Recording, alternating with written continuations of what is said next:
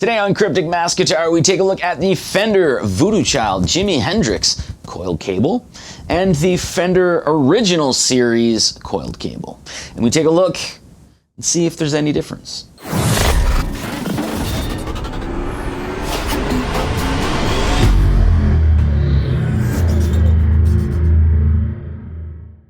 Now, I'm on the hunt for a permanent replacement cable. For probably about 10 years, I've been using D'Addario/Planet Waves custom series cables.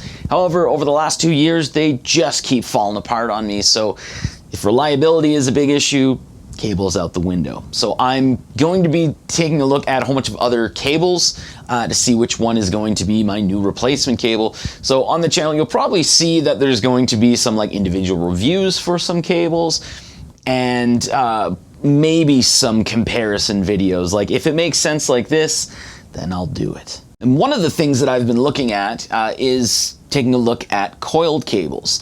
The reason behind that is sometimes, this is not a big secret here, sometimes we're idiots, right? So in a studio environment, if we're sitting in a chair that has wheels, sometimes that cable's laying on the ground, we're not thinking for a second, we run over the cable. And sometimes that happens, over the course of 2 or 3 years, and you might really damage the cable. So with coil cables, that is less likely to happen. It's not impossible, but it's less likely. Now, since I've been researching cables, I've been told from a whole bunch of people that these are the exact same cable. The only difference is the connectors. So taking a look at the Voodoo Child, we have I don't know if you want to call this a missile connector, because look at this thing. This thing is huge. And on the original series, we have a regulation size cable or connector here. This seems like normal. Seriously, look at the difference here between both of these cables. Look at the size here. That is crazy. That is absolutely insane. On the other end, we have the pancake right angle connector on the Voodoo Child, and on the original series we have yet again a regulation size right angle connector. Now, one thing I have noticed that some people may take into consideration here is with the pancake connector, if you're going to plug it into an amp that has the input jack in a really tight spot, it's going to be a little harder for you to disconnect it. Whereas with the original series, because it's a regulation size, it's a lot easier to disconnect. Now, the fact that these are both Fender cables means you're going to have to stretch them out. Fender generally likes to keep a tight coil, so you'll probably want to do this when you get the cables. I would like to note that using an Ernie ball coil cable, that is not an issue. You don't have to stretch this thing out. And because these are coiled cables, they don't really get tangled like crazy as much as regular cables do.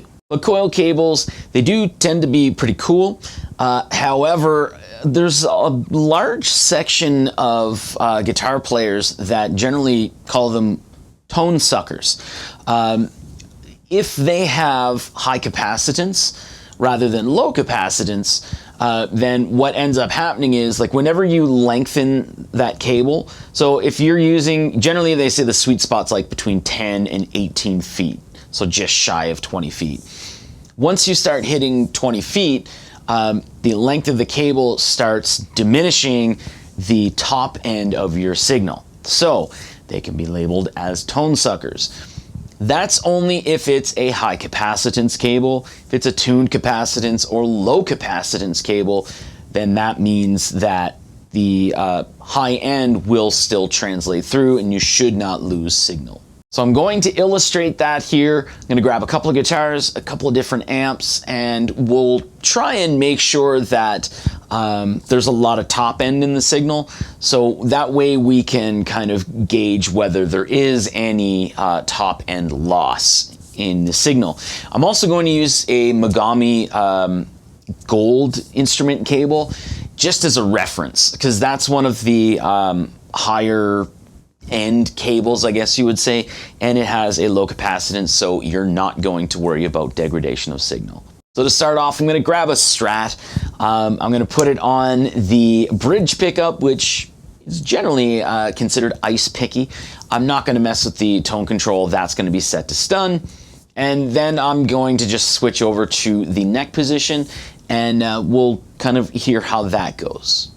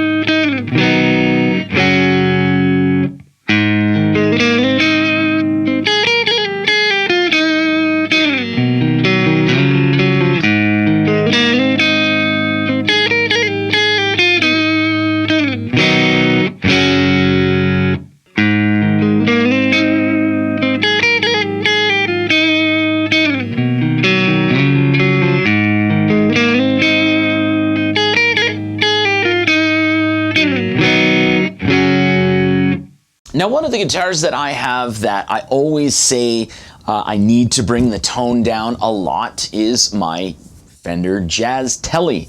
The pickups on there are the pure vintage 65 Jazzmaster pickups. There is a lot of high end in that signal. So let's do a test here.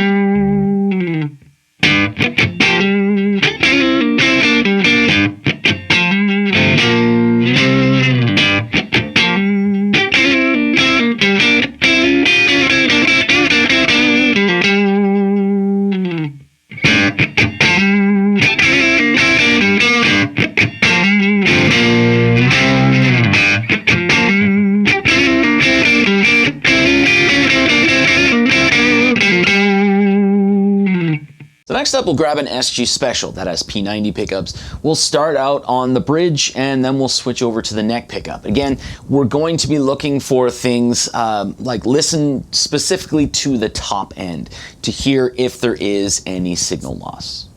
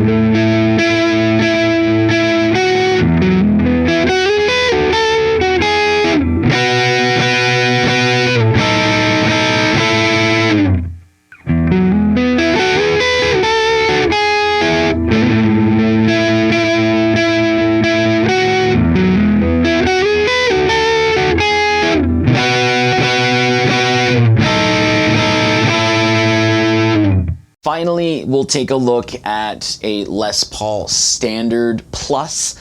2014 model, going in through an ENGL Fireball 100. That way we're going to hit the high gain kind of stuff, and you'll be able to hear whether there is any tone loss through a lot of grunt and growl with some high gain.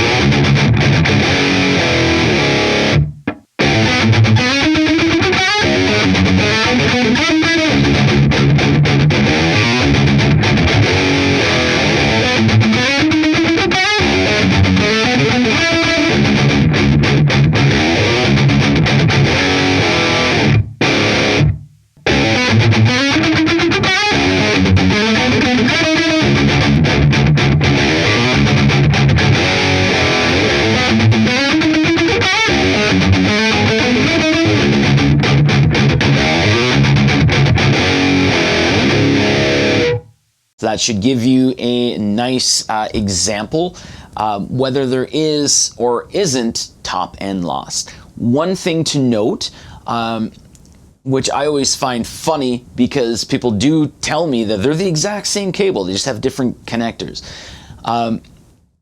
The Hendrix cable, the Voodoo child cable, should not have low capacitance. That should have high capacitance. So in that test, you should have actually heard that the Voodoo child cable, there was some top end that was lost there. Vintage style cables generally are high capacitance because a lot of players did use those cables, or they used longer cables to actually take down some of the top end on some of the Marshalls of that era. So that is something when you're hearing, or if you're reading something that says like it has a warm vintage tone, that generally means that it's a high capacitance cable, so you're going to lose some top end definition. Now there is one last thing I want to take a look at here, and that is plugging it in and unplugging it from a guitar like a Stratocaster. I do find from time to time there are some cables that when you plug it into a Stratocaster, they either kind of stick a little bit, or they don't always go all the way in. So it feels like you can still move it like a millimeter. So we'll start with the Hendrix cable, plug it in. And the really cool thing here with the Hendrix cable is because it's so fat, it actually kind of, it seems like it just fits in that, that pocket for the input or the output. And unplugging it, very, very easy to do. The original series, plug it in. Seems like it doesn't go all the way in. It has that little thing where you can push it in for a millimeter, but still very easy to unplug. And again, we'll use the reference cable here, so the Megami Gold, plug it in. It's still, same thing. It has that little millimeter of wiggle room and still easy to unplug. Now, if you're not a Strat player, maybe you're an SG player, something with a side body input here that sticks right out. There's no kind of like angles to it. Let's take a look and see if it's cumbersome. We'll start with the Hendrix cable, plug it in. It doesn't like offset the neck dive or anything like that. It's not actually that heavy of a cable. A lot of people do complain with the coil cables that, you know, they are a little heavy. They're heavier than normal cables, but it's not something that I really feel here. And very easy to unplug. The fatness of this connector is awesome. And the original series cable, plug it in. It does not have any wiggle room. It just goes right in. And same thing, you're still gonna have the neck dive, but it's not cumbersome, and it's not like super, super, super heavy. It is noticeably heavier than a normal cable, but nothing crazy. Unplugs very easily. And again, we have to try the Megami cable here. Plugs in very nice, very firm. It's not weightless here, but it's considerably lighter on the overall feel of the guitar. So we'll go ahead and unplug it. Tight and satisfying. All right, so that's the comparison. So just to reiterate here, the Hendrix cable with the fat connector and the pancake right angle on the other end, This connector here is very, very satisfying to plug in and unplug.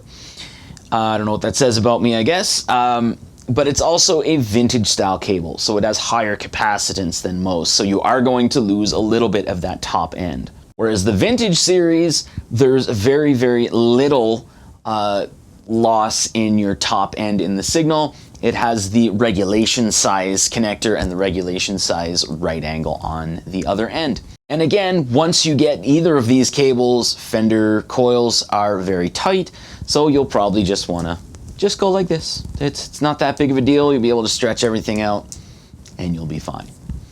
Thanks for watching.